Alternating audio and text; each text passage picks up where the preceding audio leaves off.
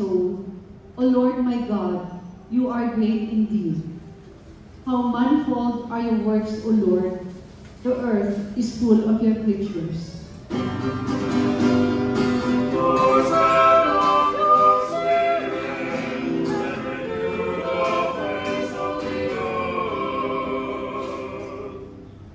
May the glory of the Lord endure forever.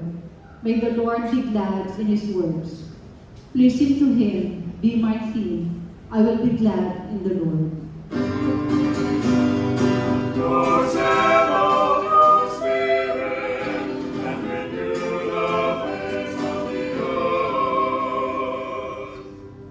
If you take away their breath, they perish and return to their dust. When you send forth your spirit, they are created, and you renew the face of the earth.